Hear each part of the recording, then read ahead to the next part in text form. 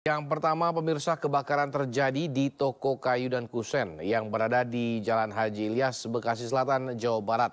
Api dengan cepat membesar lantaran material bangunan terbuat dari kayu. Info kebakaran nih. Asap tebal dan api yang semakin membesar membuat warga panik dan berlarian menyelamatkan diri. Diketahui api bersumber dari sebuah toko kayu dan kusen. Kayu-kayu yang terbakar membuat api nyaris merembet ke bangunan lain di sekitarnya. Beberapa saat kemudian, api pun berhasil dipadamkan oleh petugas damkar. Tidak ada korban jiwa dalam insiden ini. Info kebakaran di Haji Ilyas, toko kusen. Sementara kelompok kriminal bersenjata kembali berulah dengan membakar bangunan sekolah dasar negeri Okbab di Kampung Borban, Kabupaten Pegunungan Bintang. 3 orang KKB juga merusak kursi dan meja belajar di dalam kelas.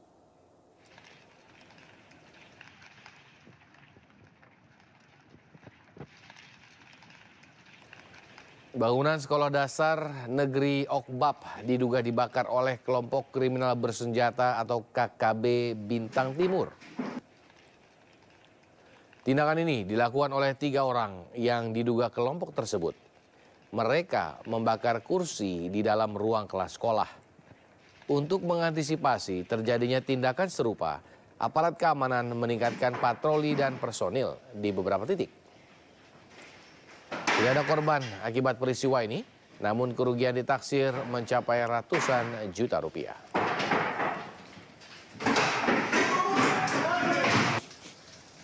Kita beralih ke informasi lainnya, pemirsa. Polda Metro Jaya menahan 2 pelaku pengeroyokan terhadap seorang jurnalis bernama Bodia Vimala saat meliput sidang putusan mantan Menteri Pertanian Syahrul Yassin Limpo.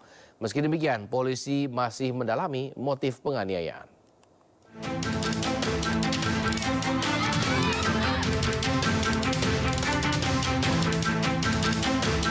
Polda Metro Jaya menangkap 2 pelaku berinisial MNM dan S sehari setelah peristiwa pengeroyokan, yakni pada 13 Juli 2024.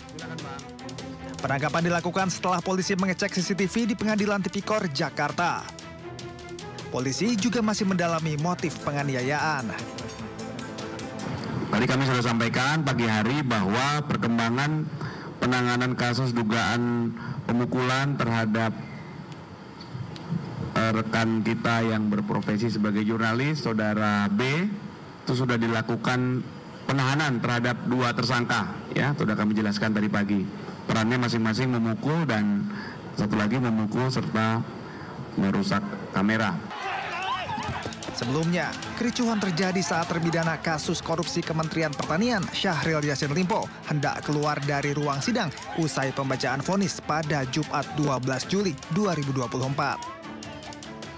Awak media yang menunggu SYL untuk meminta tanggapan terjatuh, diduga karena didorong oleh massa pendukung SYL. Massa meminta awak media untuk membuka jalan bagi SYL yang akan keluar dari ruang sidang. Namun, permintaan dengan teriakan keras pendukung SYL memicu keributan. Situasi memanas, membuat SYL tak bisa keluar. Hingga akhirnya, SYL kembali lagi ke dalam ruang sidang. Tak hanya itu, seorang wartawan yang tengah meliput persidangan mendapat kekerasan, diduga dari anggota ormas pendukung SYL. Dari video yang beredar, 3 orang mengejar dan menendang seorang wartawan. Tak terima dengan kekerasan tersebut, korban melaporkannya ke Polda Metro Jaya. Korban didampingi rekannya membawa sejumlah barang bukti, diantaranya video amatir dan kamera miliknya yang rusak. Iya, ada pemukulan sama penendangan dari massa dari SYL itu. Selesai sidang kita anak-anak TV untuk blocking buat ngambil doorstop akhir di persidangan. Ormas itu masuk menutupin pintu, emang ruang sidang emang penuh. Mereka masuk menutupin pintu keluar itu, jejer.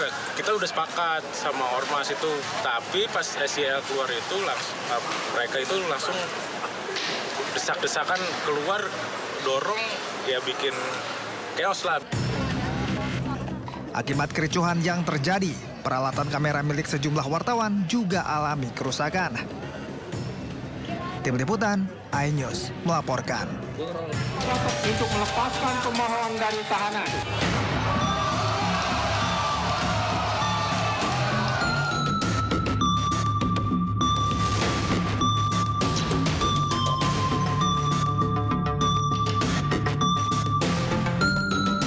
Pemirsa, setelah bebas dan lepas dari status tersangka kasus pembunuhan Vina dan Eki, Peggy Setiawan mendapat hadiah 1 unit sepeda motor dari salah seorang pengusaha asal Tasikmalaya.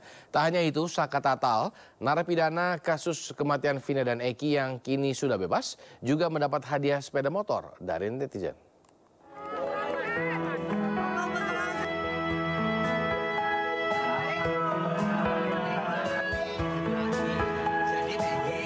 Usai kebebasannya, sosok Peggy Setiawan, mantan tersangka kasus pembunuhan Vina dan Eki, menjadi daya tarik di masyarakat.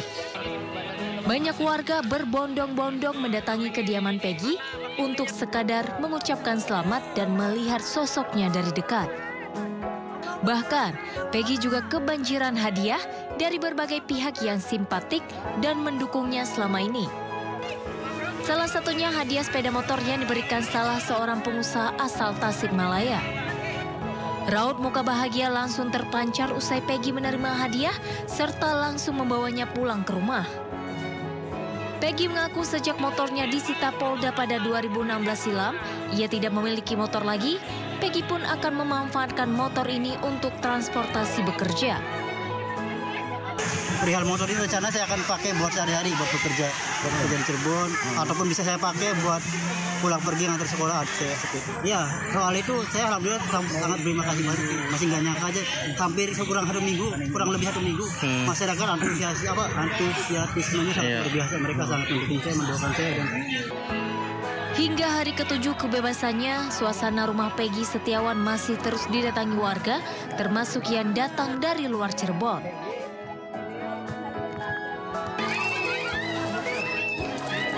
Selain Peggy, Saka Tatal, narapidana kasus kematian Vina dan Eki yang kini sudah bebas, juga mendapat hadiah sepeda motor dari netizen. Sebagai bentuk rasa syukur, keluarga Saka Tatal juga menggelar tradisi surak dan mandi kembang. Tradisi sebagai rasa syukur setelah Saka Tatal bebas bersyarat dan menerima hadiah sepeda motor dari pegiat media sosial atau netizen. Tak hanya itu, pihak keluarga Saka Tatal juga memandikan motor dengan air kembang. Pemberi hadiah merupakan seorang penjual durian asal Jawa Timur yang prihatin dengan kasus yang menimpa Saka Tatal. Senang, awalnya juga saya gak nyangka bakal ada kejutan lagi nih, nggak tahu sebenarnya. Jadi Saka tuh bersyukur banget ada yang peduli sama Saka. Selain Saka Tatal, Peggy Setiawan, mantan tersangka dalam kasus Vina dan Eki, juga mendapat hadiah yang sama. Dari Cirebon, Jawa Barat, Tim Liputan iNews melaporkan. Sementara itu, pasca Peggy Setiawan menang dari pra-peradilan dan bebas dari tahanan, 7 terpidana kasus pembunuhan Vina dan Eki belum kembali ke lapas kelas 1 Cirebon. Pihak lapas masih menunggu kabar dari Kakanwil dan Kemenkumham serta Polda Jabar terkait rencana pengembalian ke-7 terpidana.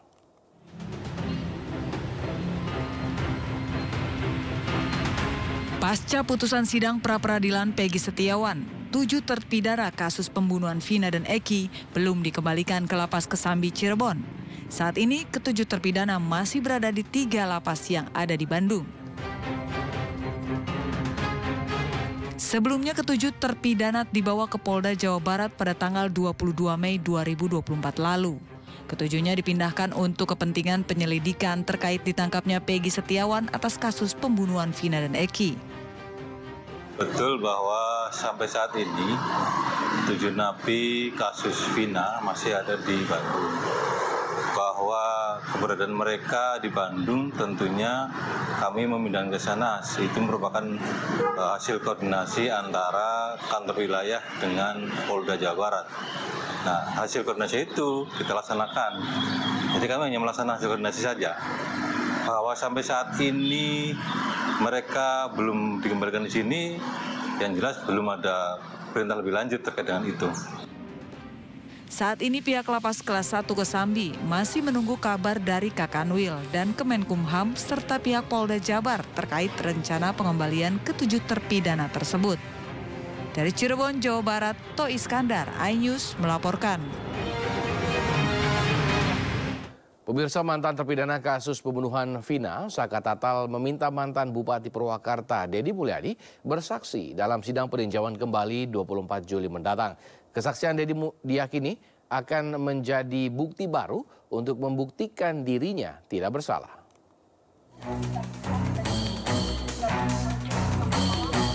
Dengan didampingi kuasa hukum Titin Prialianti, Saka Tatal, mantan terpidana kasus pembunuhan Vina dan Eki yang telah bebas, mendatangi rumah kediaman Deddy Mulyadi di Lembur Pakuan, Desa Sukasari, Kecamatan Dawan, Kabupaten Subang, Sabtu malam. Kedatangan Saka Tatal untuk meminta Deddy Mulyadi menjadi saksi dalam persidangan peninjauan kembali atau PK pada 24 Juli mendatang. Kuasa hukum berharap keterangan Deddy Mulyadi yang telah membuka fakta serta bertemu dengan para saksi kasus pembunuhan Vina dan Eki bisa menjadi novum atau bukti baru di persidangan. Juga ada tokoh-tokoh masyarakat, terutama Pak Deddy Mulyadi, yang sejak awal menelusuri kebenaran peristiwa tersebut. Pak Deddy dengan nyaman bisa berkomunikasi dengan saksi-saksi yang dulu dihadirkan di persidangan dan tetap diarahkan pada BAP, tetapi ketika bicara dengan Pak Deddy semuanya terungkap. Saya bersedia dong, bersedia dengan senang hati karena saya alurnya di otak saya udah kegambar dan sudah terbaca dan sudah terasa ya, walaupun saya hanya merekonstruksi peristiwa di 2016 menjadi peristiwa hari ini dalam rekonstruksi digital. Dari Cirebon, Jawa Barat, To Iskandar, iNews melaporkan.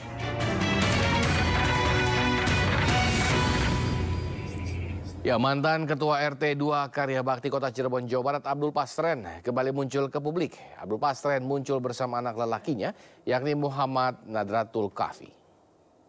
Abdul Pastren ya, dan Muhammad Kafi tidak menghilang.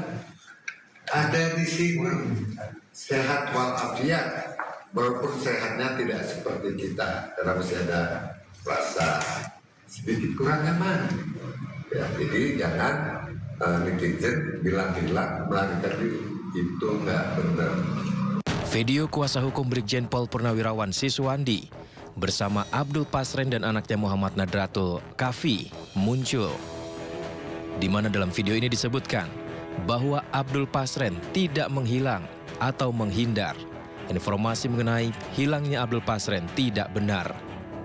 Sebelumnya Abdul Pastren diduga menghilang, padahal publik menantikan keterangannya mengenai keberadaan terpidana saat kasus pembunuhan Vina dan Eki 8 tahun silam. Dari Cirebon, Jawa Barat, Miftahudin, iNews melaporkan.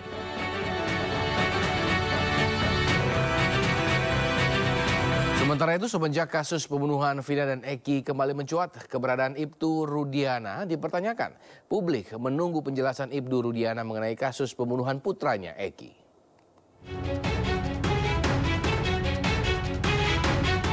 Beginilah kondisi rumah Ibtu Rudiana yang masih tertutup di kawasan Desa Sutawinangun, Kecamatan Kedawung. Menurut Ketua RT 6 RW 7 Jumadi, semenjak kasus pembunuhan Vina dan Eki kembali mencuat, Ibtu Rudiana sulit dihubungi. Rumah tempat tinggalnya juga selalu tertutup. Padahal sebelumnya ia dikenal sebagai warga yang baik dan sering pergi ke masjid. Caranya sih baik. Biasanya ada orang yang ke masjid juga rajin semuanya. Ada kegiatan tuh ya kadang sih ada juga sumbangan, sering ngasih gitu sih. Sering kumpul gitu. Sering, kalau misalkan waktu tuh belum ada kejadian ini tuh sering. Maksudnya kejadian ini ya udah langsung hilang aja. Semenjak kasus Vina ini muncul lagi tuh langsung hilang. Publik menantikan kemunculan Ibtu Rudiana agar bisa menjelaskan peristiwa sebenarnya sehingga kasus ini menjadi terang benderang. Dari Cirebon, Jawa Barat, Miftahudin, iNews melaporkan. Memerintahkan kepada termohon untuk melepaskan pemohon dari tahanan.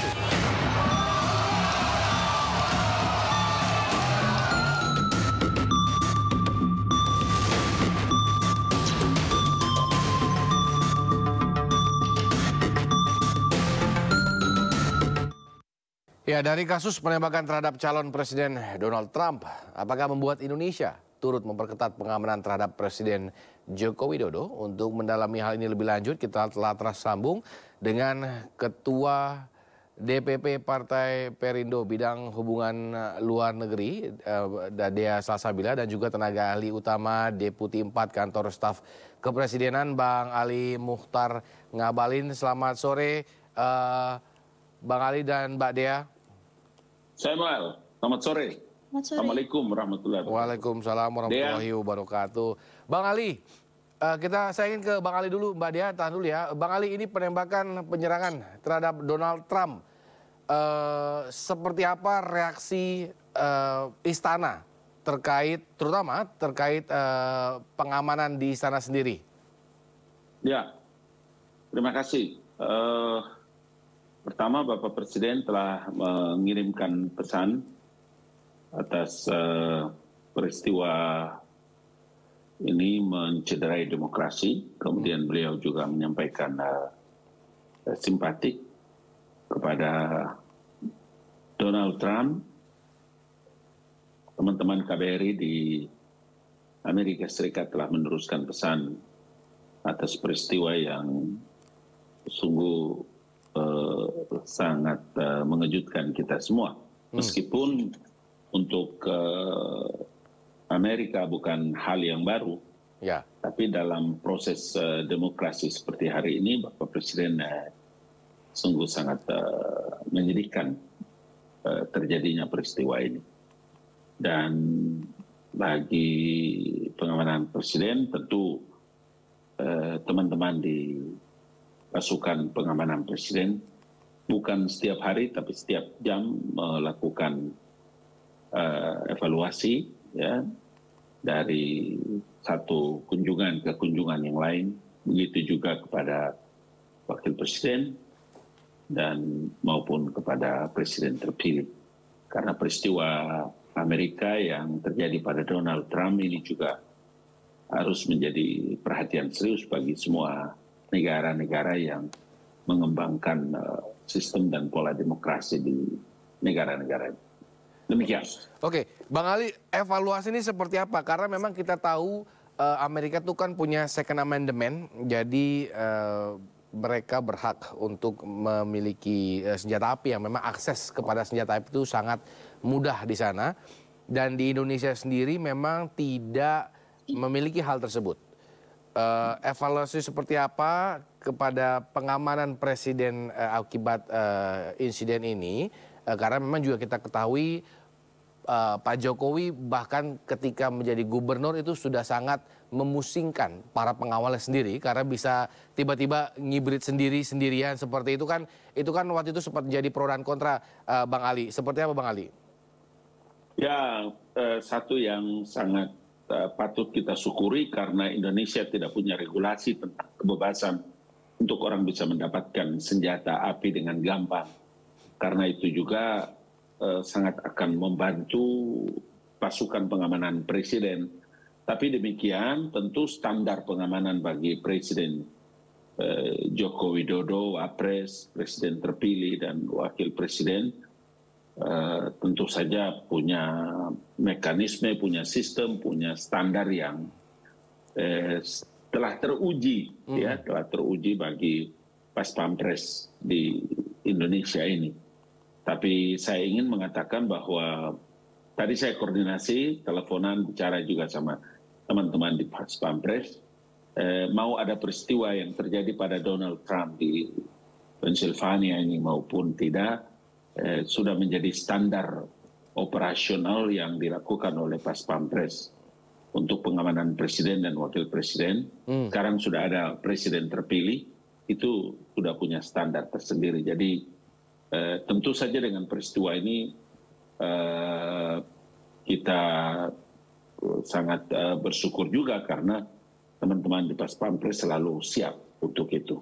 Oke, saya ingin ke Mbak Dea. Mbak Dea, ini seperti yang tadi saya bilang, kepemilikan senjata api ini kan legal di Amerika Serikat dan melihat Indonesia itu sangat berbeda. Apakah berarti kecil kemungkinan kasus serupa bisa terjadi di Indonesia? Ya, jadi memang nyatanya kalau misalkan kita lihat adanya kasus penembakan di sejumlah state maupun sekolahan juga menjadi perhatian khusus isu di Amerika Serikat sendiri. Terutama karena adanya kebijakan yang memperbolehkan masyarakat sipil itu sendiri untuk membeli dan juga memiliki senjata dengan ketentuan yang berlaku. Ketika hal ini berkaitan dengan masa kampanye, tentunya adalah hal yang berkaitan dengan calon presiden ini menjadi permasalahan politik yang sangat serius untuk kelancaran dari demokrasi itu sendiri. Ini juga menjadi sinyal penting dan juga catatan sejarah yang menentukan arah politik ke depan. Karena bagaimanapun Amerika Serikat sebagai negara adidaya itu sendiri memiliki peranan yang strategis bukan hanya dalam skala nasional, tapi juga dalam skala internasional yang mampu mempengaruhi kebijakan-kebijakan di luar negeri itu sendiri. Walaupun begitu, memang adanya perbedaan di antara Amerika maupun di Indonesia terhadap kebijakan kepemilikan senjata. Walaupun hal itu tidak terjadi di Indonesia yang tidak memiliki kebijakan tertentu, tapi pengamanan terhadap keamanan level presiden dan juga calon presiden itu sangat penting untuk ditingkatkan dan juga perlu adanya upaya-upaya mitigasi yang juga memiliki skema-skema yang berbeda terutama terhadap ancaman yang bukan hanya sifatnya tradisional tapi juga melingkupi ancaman-ancaman yang sifatnya kontemporer. Demikian. Oke, terkait dengan fanatisme kepada seseorang terhadap kepada seorang sosok seperti itu ya. Bagaimana fanatisme terhadap salah satu kandidat ini bisa membahayakan kandidat lainnya, terutama untuk kira-kira bisa dipraktikkan di Indonesia sendiri, Mbak Dea. Apakah hal tersebut bisa terjadi seperti itu? Untuk fanatisme sendiri, kita harus melihat dari konteks politik yang ada di Amerika Serikat.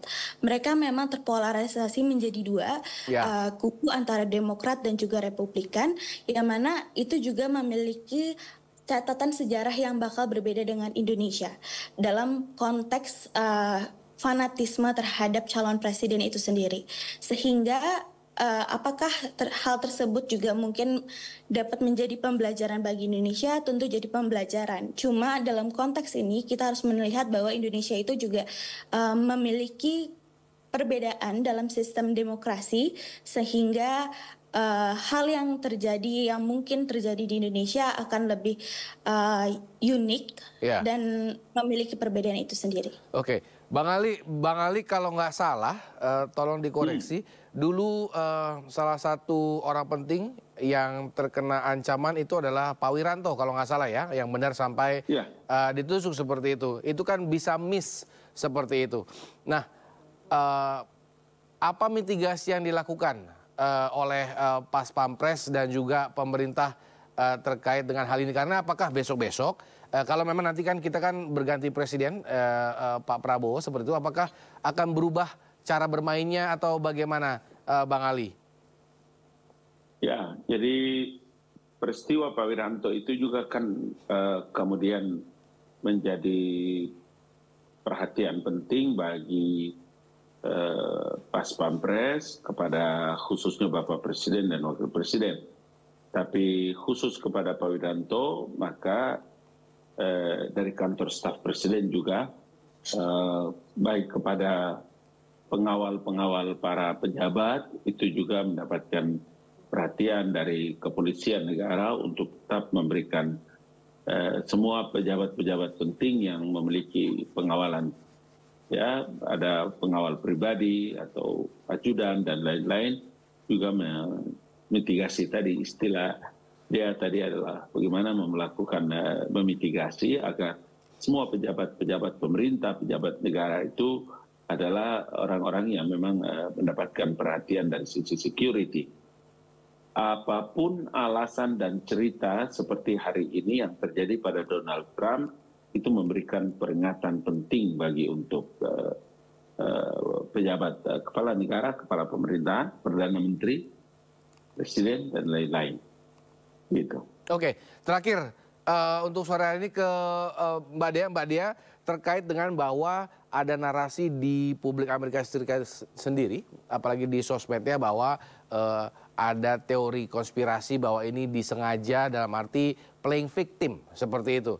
Apakah hal tersebut masih berlaku untuk khususnya untuk di Pilpres Amerika Serikat sendiri, Mbak Dea? Tentunya dalam melihat suatu kejadian, kita nggak bisa hanya melihat apa yang terjadi. Tentu ada motif di belakangnya. Tapi apakah kita membenarkan adanya disinformasi terhadap di sosial media sendiri? Itu sepertinya untuk sosial media perlu ditekankan bahwa sering adanya disinformasi, sering juga adanya spekulasi yang muncul. Padahal negara belum mengeluarkan statement tertentu. Sehingga dalam hal ini kita juga perlu menjadi masyarakat yang mampu memilah-milah informasi-informasi yang dapat kita dapatkan di publik itu sendiri. Baik, terima kasih Mbak Dea dan juga Bang Ali. Terima kasih telah bergabung bersama kami pada sore hari ini. Kita tunggu perkembangan dari Amerika Serikat dan hubungan dengan Indonesia. Semoga semakin baik ke depannya. Golkar sepakat berkoalisi dalam mengusung Diko dalam Pilwakot Semarang 2024. Dukungan tersebut diawali dengan silaturahmi politik yang digelar antara PSI dan Partai Golkar di Kota Semarang. Masing-masing pengurus partai sepakat untuk mulai bergerak menjalankan mesin partai serta membentuk tim relawan pemenangan. Bakal calon wali kota Semarang, Diko Ganinduto, menyatakan sudah mempelajari dan mempersiapkan strategi pemenangan di kota Semarang sejak 2 bulan lalu. Berubahnya haluan dari Pilgub Jateng ke Pilwakot Semarang disebutnya sebagai dinamika politik. Ya itu kan yang namanya dinamika politik ya, dan ini hal yang sangat biasa, hal yang sangat biasa di dalam politik, karena tentunya kita dalam berpolitik ini tentunya ada beberapa opsi-opsi dalam berpolitik. Kemudian saya aja kemarin diberikan 2 surat tugas, yang pertama di provinsi dan yang kedua di Kendal. Tiba-tiba saya sekarang diberikan tugas di Kota Semarang, yang memang Kota Semarang ini juga menjadi pertimbangan, karena dalam saya berprinsip dalam berpolitik itu semakin besar manfaat yang bisa saya berikan itu semakin baik. Jadi kalau kita lihat dari jumlah penduduk di Kendal dan Semarang, Kota Semarang ini kan jauh lebih banyak penduduknya. Sementara itu, Ketua DPW PSI Jawa Tengah, M. Farhan, mengatakan diusungnya Diko sebagai bakal calon wali kota Semarang diharapkan menjadi energi dan motivasi baru bagi generasi muda. Farhan menyebut pihaknya sudah berkomunikasi dengan seluruh ketua partai yang tergabung dalam Koalisi Indonesia Maju untuk pemenangan Pilwakot Semarang. Hampir mitra koalisi dari Koalisi Indonesia Maju berkomunikasi. Kemudian kebetulan beberapa ketua partai dari Koalisi Indonesia Maju komunikasi dengan kami sebagai Dewan Pembina. Dan tentu di luar game juga ada gitu loh. Dan tadi disampaikan oleh Bro Diko, kita akan menjadi koalisi besar. Dalam waktu dekat, tim relawan dan partai pengusung Diko Ganinduto akan melakukan belusukan di Kota Semarang. Diko menjadi orang pertama yang dideklarasikan secara langsung oleh Ketua Umum Partai Golkar dan PSI untuk maju dalam Pilwakot Semarang. Dari Semarang, Jawa Tengah, Wisnu Wardana, iNews melaporkan. Dari informasi selanjutnya, warga korban bencana banjir bandang di Nagari Rambatan antusias memilih calon DPD pada pemungutan suara ulang pada Sabtu pagi. Warga berharap anggota DPD terpilih nantinya dapat memulihkan kampung mereka.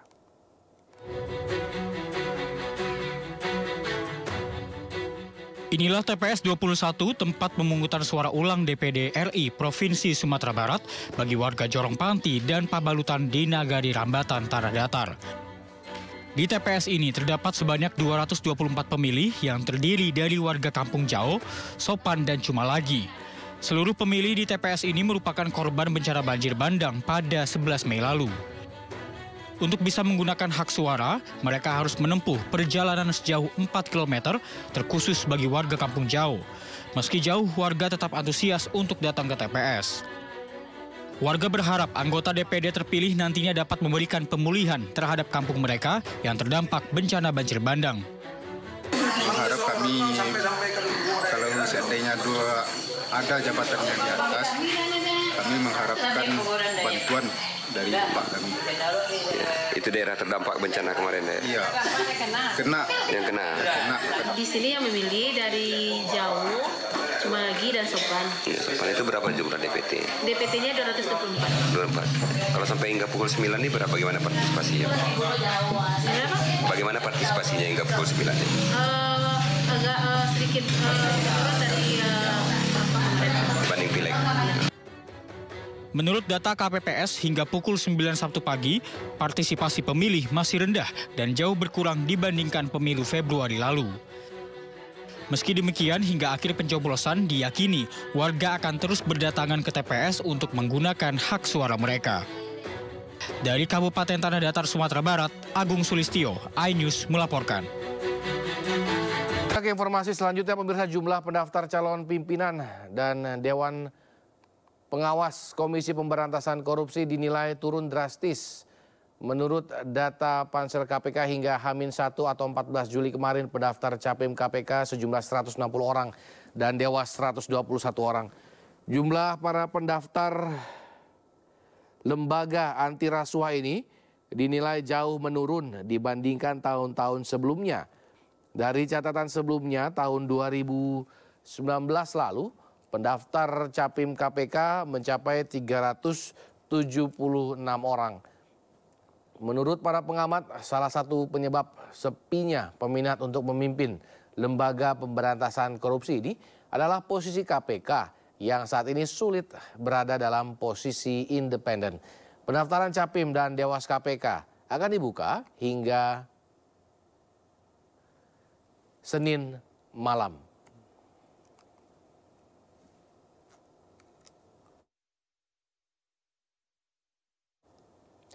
Ya, proses pendaftaran calon pimpinan KPK dan Dewan Pengawas KPK segera ditutup. Hari ini merupakan batas akhir pendaftaran Capim KPK.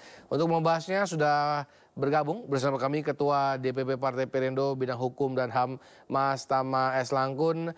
Kami juga sudah menghubungi Ketua Panitia Seleksi Capim KPK, Yusuf Ateh, maupun wakilnya. Namun keduanya belum bisa memenuhi undangan dialog. Selamat sore, Mas Tama. Sore, semua. Mas Tama, Capim KPK sebagai peminat, bagaimana menurut Anda?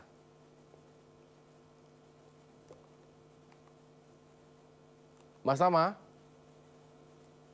kami nampaknya memiliki kendala komunikasi dengan Mas Tama Langkun. Mas Tama, apakah sudah terhubung kembali?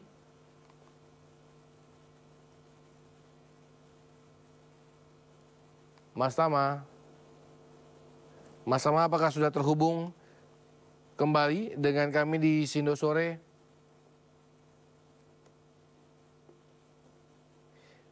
Ya, kami masih akan mencoba memulihkan Mas Tama. Halo, ya. Halo Mas Tama, akhirnya kembali lagi. Mas Tama, pendaftaran Capim dan Dewan Pengawas KPK ini seperti peminat, tanggapan Anda seperti apa? Ya, tentu saja ini sesuatu yang kita sayangkan ya, karena sebetulnya semakin banyak orang yang kemudian mendaftar dan orang tersebut memang juga berani dan punya kualifikasi, tentu saja itu semakin bagus karena kita akan punya banyak opsi untuk menentukan siapa pemimpin KPK ke depan. Nah, situasi ini tentu saja kita harus lihat juga dari berbagai macam perspektif. Kalau saya melihat kenapa kemudian dia sepi, ya karena memang secara syarat hari ini untuk menjadi komisioner KPK itu kan syarat minimalnya 50 tahun.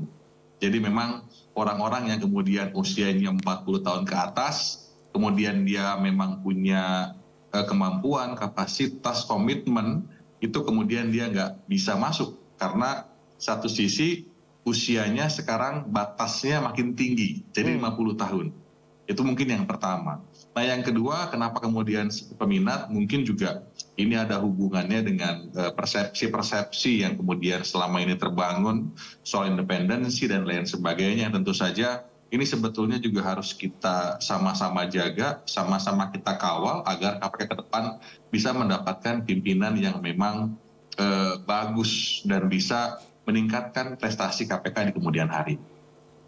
Oke, tapi kalau kita klasifikasi dulu ya, dengan umur, batasan umur dulu deh. Apakah semakin tua dia berkualitas dalam mengurus korupsi di negara ini, Mas Tama, kalau kok berbanding terbalik gitu loh dengan umur pemimpin negara misalkan seperti itu atau pemimpin wilayah? Ya, memang ini sesuatu yang sangat menjadi pertanyaan banyak orang termasuk saya. Kenapa kemudian batas minimalnya harus 50 tahun? Itu kan justru menurut saya itu menutup kesempatan bagi usia-usia yang memang pas begitu untuk memimpin KPK, dan berdasarkan sejarah juga selama ini kan juga nggak ada masalah. KPK yang kemudian usia di atas 40 tahun kan selama ini juga tetap bisa bekerja dengan baik begitu ya. Ini yang kemudian memang nggak cuma saya yang bingung, tapi juga banyak orang yang bingung kenapa menjadi pimpinan KPK sekarang batas minimalnya harus 50 tahun. Di sisi lain menjadi presiden usianya diturunkan, capres-cawapres. Kemudian pilkada juga demikian, usianya semakin diturunkan. Di sisi lain, salah satu lembaga kuasi negara yang menurut saya masuk tier 1 ya, atau yang kemudian memang lembaga kuasi negara yang punya peran cukup besar begitu dalam berantas korupsi, ini kemudian justru malah diisi oleh orang-orang yang usianya itu semakin tua. Ini yang menurut saya ada perbedaan semangat ya, yang kemudian hari ini sedang ada dan KPK yang hari ini akan menjaring pimpinannya. Oke, Mas Tama, ini seleksi Capim KPK apakah jadi kunci melihat independensi pansel sendiri, Mas Tama? Ya, kalau kita melihat memang bicara soal seleksi KPK, dia ada 2 tahapan penting. Tahapan yang pertama adalah seleksi di tahap panitia seleksi yang memang nanti akan diajukan kepada presiden. Jadi nama-nama yang nanti akan disodorkan kepada presiden itu akan sangat tergantung dari panitia seleksi yang sekarang sedang bekerja. Nanti setelah itu baru kemudian masuk di tahap selanjutnya adalah seleksi yang akan ditentukan oleh DPR RI Komisi 3. Jadi memang ada 2 tahapan. Nah, tahapan pertama ini menurut saya tahap penjaringan yang sangat penting. Kenapa? Disinilah kemudian ukuran-ukuran itu terlihat dengan jelas. Jadi kalau kemudian dia pengen mengukur soal kompetensi, maka dilihat soal pengalamannya, soal kemampuannya menjawab pertanyaan. Bahkan kemudian kalau kita mau lihat soal rekam jejaknya, ini juga tahapan yang paling pas. Jadi sebetulnya tahapan pansel ini itu tahapan-tahapan yang memang betul-betul mencari orang yang punya kualitas, kompetensi, rekam jejak, dan lain sebagainya. Karena ketika dia masuk ke ranah pemilihan di DPR, itu akan menjadi sangat-sangat politis. Itu akan menjadi keputusan yang memang diambil oleh partai politik. Jadi unsur politiknya sudah mulai masuk. Tapi ketika dia di dalam tahapan pansel, ini akan betul-betul mengukur soal kompetensinya, kapasitasnya, keberpihakannya, rekam jejaknya. Maka dari itu ini adalah tempat yang paling baik buat menguji soal independensi. Nah, maka dari itu ini menjadi pesan juga untuk rekan-rekan pansel. Mudah-mudahan dia mengukur kriteria calon-calon itu betul-betul dengan indikator yang jelas. Misalnya kita bicara soal kompetensinya, ini soal kemampuannya, prasyarat formilnya, pengalamannya gimana. Kemudian pada saat dia bekerja di lingkungannya, di bidang hukum kah, atau bidang ekonomi kah, atau kemampuan tertentu kah, apakah dia punya prestasi di sana. Nah itu penting. Kemudian soal keberpihakan, apakah kemudian dia pernah misalnya membela perkara-perkara korupsi yang justru malah mendukung kasus-kasus korupsi misalnya. Atau rekam jejaknya, apakah pernah terlibat kasus, dan lain sebagainya. Maka dari itu ini yang menjadi penting begitu ya pada tahapan proses di panitia seleksi saat ini. Baik.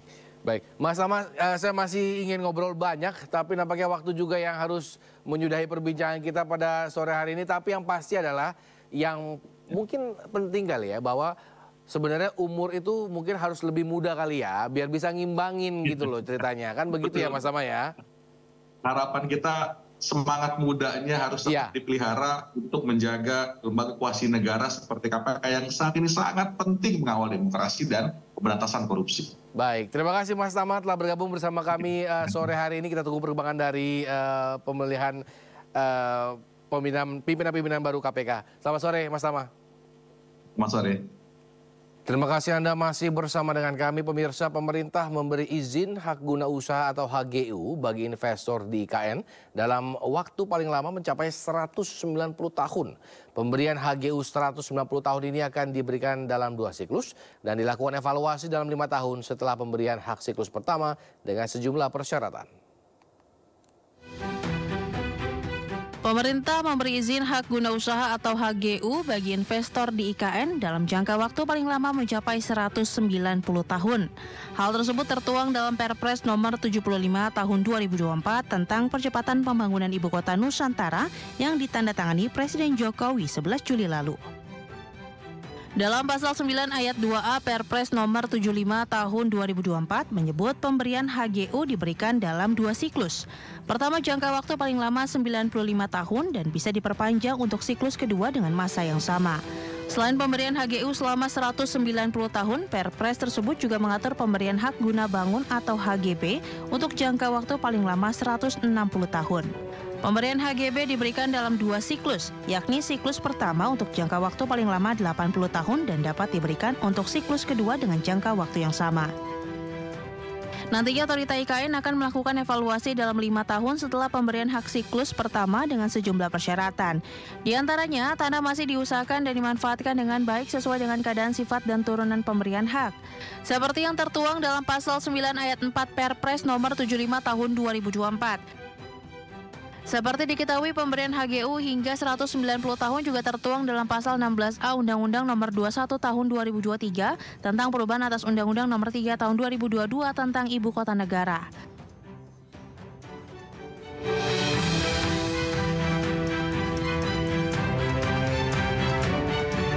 Ya, Otorita IKN memastikan terus mendorong pembangunan infrastruktur termasuk sarana dasar sebelum 17 Agustus tahun ini.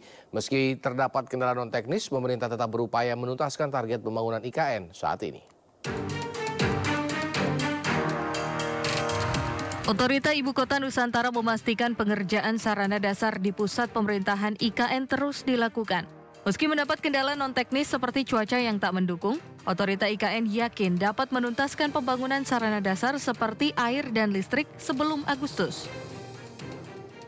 Menurut pelaksana tugas Kepala Otorita IKN yang juga Menteri PUPR Basuki Hadimulyono, sarana dasar seperti pasokan air hingga listrik dipastikan akan rampung bulan Juli ini. Sementara itu, sarana infrastruktur seperti jalan tol hanya dapat selesai hingga Pulau Palang, sedangkan jalur selanjutnya masih dalam tahap pengerjaan. Basuki mengakui curah hujan yang tinggi menjadi hambatan yang tidak bisa dihindari. Masalahnya di sana ya satu, hujan. Bulan kemarin dari 30 hari ke 8 hari yang bukan 8 hari yang terang, lebihnya hujan. Sekarang kita ngaspal pun kita pakai blender. Kita pakai apa? Upaya. Malam macet total semua karena hujan. Dan mereka kerja 24 jam. Kita atur untuk basic plan supaya beroperasi malam. Selain prasarana dasar, Basuki juga memastikan bandara di IKN juga akan siap digunakan. Selain itu, sarana gedung 4 Kemenko dapat digunakan untuk tamu atau petugas yang akan menghadiri upacara 17 Agustus nanti.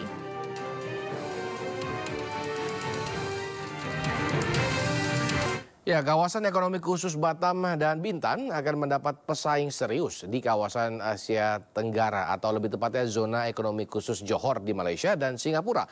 Rencananya zona ekonomi khusus antar dua negara tetangga Indonesia tersebut siap rilis September nanti. Kawasan ekonomi khusus Batam dan Bintan akan mendapat pesaing serius di kawasan Asia Tenggara, yaitu zona ekonomi khusus Johor di Malaysia dan Singapura. Kawasan ekonomi yang lebih luas dari Singapura itu nantinya akan fokus menjadi kawasan teknologi.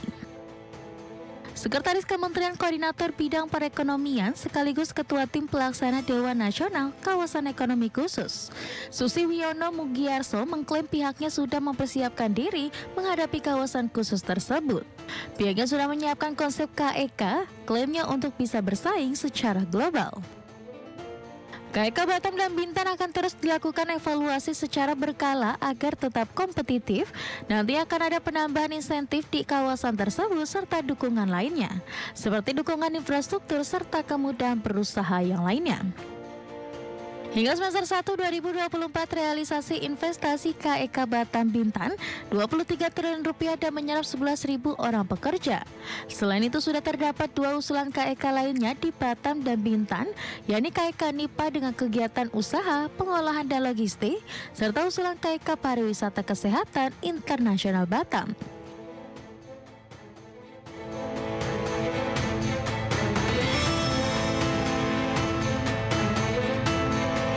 Pemirsa, Perdana Menteri Papua Nugini berkunjung ke Indonesia untuk kedua kalinya. Dalam pertemuan bilateral dengan Presiden Jokowi, Perdana Menteri Papua Nugini berterima kasih atas bantuan dari Indonesia untuk korban longsor di Papua Nugini. Presiden Republik Indonesia Joko Widodo menerima kunjungan resmi kenegaraan Perdana Menteri Papua Nugini James Marape di Istana Kepresidenan Bogor, Jawa Barat. Didampingi oleh sejumlah Menteri Kabinet Indonesia Maju, Presiden Joko Widodo menyampaikan ucapan duka cita atas bencana tanah longsor di Papua Nugini. Sementara PM Marape mengapresiasi inisiatif pemerintah Indonesia yang mengirimkan bantuan untuk membantu warganya.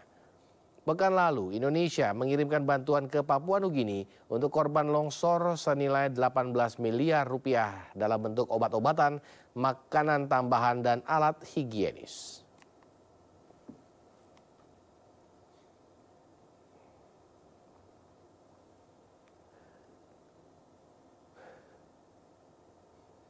Dari informasi selanjutnya, foto 5 warga NU berkunjung ke Israel dan bertemu Presiden Isaac Herzog menuai kecaman.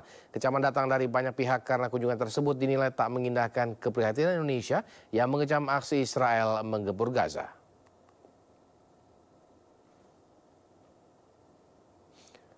Kelima cendekiawan NU ini adalah Gus Syukron Makmun, Dr. Zainul Ma'arif, Munawar Aziz, Nurul Bahrul Umum, dan Iza Anafisa Dania. Dalam foto yang beredar, Presiden Israel duduk dengan menggunakan setelan jas warna biru gelap, sedangkan 5 cendekiawan muda NU terlihat berdiri di belakang Ishak. Presiden PBNU Syaifullah Yusuf mengatakan akan segera memanggil kelimanya untuk klarifikasi kunjungan tersebut. Kelimanya berpotensi dipecat jika terbukti melanggar ketentuan organisasi PBNU. Majelis Ulama Indonesia juga mengecam tindakan tersebut. MUI menilai kunjungan ke Israel melanggar konstitusi.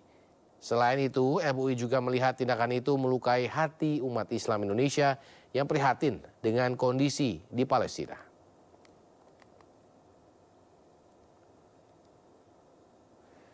Sementara Ketua PBNU Bidang Media dan Advokasi Syafiq Ali membantah kunjungan 5 orang WNI ke Israel yang diklaim mewakili Nahdlatul Ulama atau Nahdliyin. Tidak hanya berkunjung ke Israel, mereka juga menemui Presiden Israel Isaac Herzog. Syafiq mempertanyakan motif ke-5 orang yang mengatasnamakan NU tersebut. Jadi memang PBNU tidak tahu dan tidak pernah memberi mandat, dan teman-teman itu juga tidak berkonsultasi dengan PBNU. Sesuatu yang harusnya mereka lakukan untuk sebuah tindakan yang seserius ini. Ya, gitu. Ya, PBNU memanggil mereka, jadi harusnya dipanggil besok oleh Ketua Umum Gus Yahya Stakuf untuk dimintai klarifikasinya. Sementara itu, Kementerian Luar Negeri memberikan tanggapan atas kunjungan tersebut. Kemenlu menilai kunjungan itu tidak mewakili kepentingan Indonesia. Adanya kunjungan dari beberapa tokoh muda NU ke Israel, ada baiknya mungkin teman-teman media melakukan kontak langsung dengan PBNU untuk berbagai informasi lebih lanjut terkait hal ini. Dapat saya tekankan bahwa kunjungan tersebut tidak terkait dalam bentuk apapun dengan posisi resmi pemerintah Indonesia. Di sisi lain, mantan Wakil Presiden RI Yusuf Kala bertemu pemimpin Hamas Ismail Haniyeh di Doha, Qatar. Yusuf Kala menegaskan sikap solidaritas serta menyampaikan dukungan bangsa Indonesia untuk kemerdekaan bangsa Palestina. JK juga menyampaikan bela sungkawa kepada bangsa Palestina yang menjadi korban genosida penjajah Israel. Menurut Kala, mata dunia saat ini tengah tertuju ke Gaza dan semua prihatin atas bencana kemanusiaan yang terjadi di Gaza. Dalam pertemuan yang berlangsung hangat ini, JK menyarankan Hamas dan Al-Fatah bersatu untuk kebaikan rakyat Palestina yang sedang menghadapi agresi militer Zionis Israel. JK menilai tanpa persatuan akan semakin pelik penyelesaian masalah di Gaza.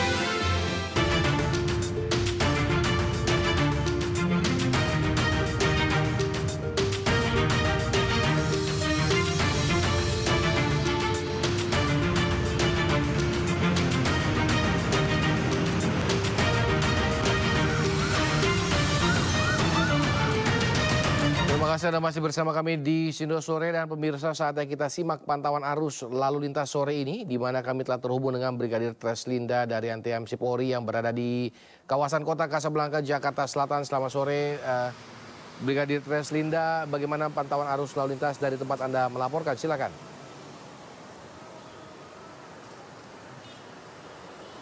Ya baik, terima kasih Samuel. Dapat saya laporkan situasi arus lalu lintas di kawasan ini nampak dalam keadaan ramai lancar, di mana arus lalu lintas dari arah Saharjo yang akan mengarah ke arah Tanah Abang saat ini dalam keadaan ramai lancar. Dominasi kendaraan pada sore hari ini lebih didominasi oleh kendaraan roda 2, sementara di arah sebaliknya yaitu dari arah Tanah Abang yang akan mengarah ke Saharjo melintasi di depan Kokas ini memang cukup padat dengan antrian kendaraan, di mana kita ketahui Kokas ini merupakan pusat perbelanjaan, sehingga aktivitas masyarakat di sore hari ini memang sudah terlihat imbasnya terjadi peningkatan volume kendaraan ke arah Saharjo. Kemudian di flyover juga saat ini dalam keadaan ramai lancar. Kami harapkan bagi pengendara roda 2 untuk tidak menggunakan flyover karena hal ini sangat berbahaya bagi Anda.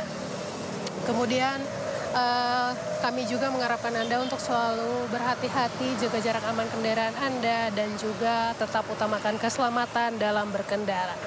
Sebagai informasi, saat ini Korlantas Polri sedang menggelar operasi patuh hingga 14 hari ke depan. Untuk itu bagi Anda yang akan melakukan aktivitas tentunya lengkapilah surat-surat kendaraan Anda dan tentunya patuhilah rambu lalu lintas serta marka jalan yang ada. Samuel, kembali ke Anda. Baik, terima kasih atas informasinya Brigadir Treslinda. Selamat bertugas kembali, tetap jaga kesehatan dan salam presisi.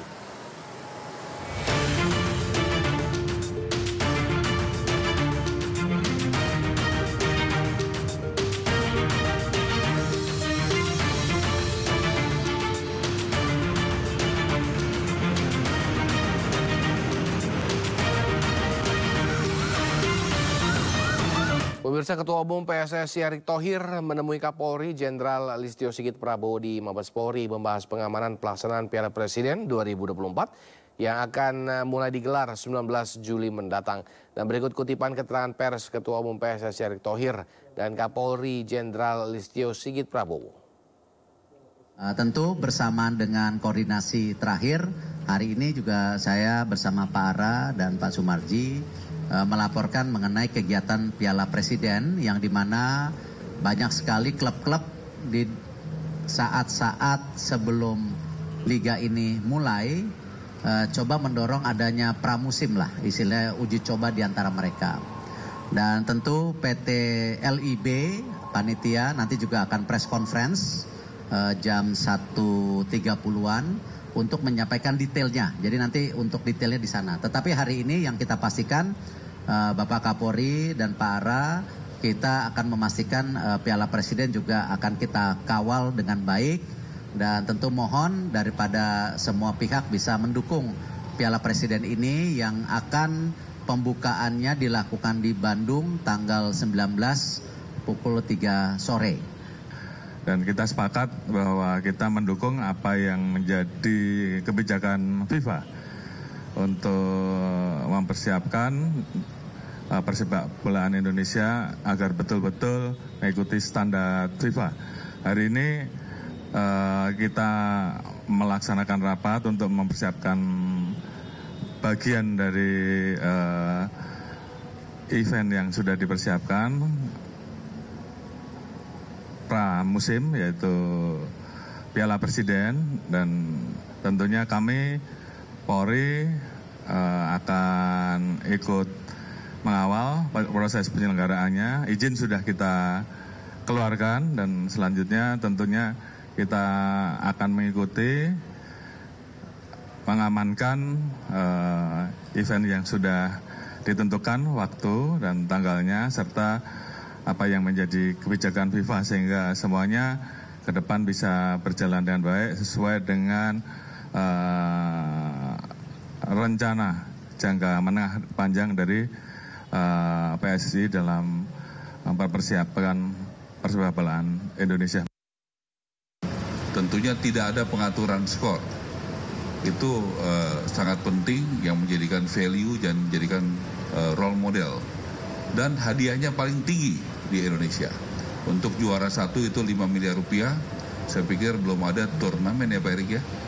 Dengan hadiah bermainnya kurang lebih 2 minggu. Hadiahnya adalah 5 miliar. Saya pikir itu sampai saat ini adalah yang saya pahami rekor tertinggi. Dan kami yakin dengan dukungan Pak Kapolri dan arahan Pak Erik, sepak bola Indonesia akan makin maju.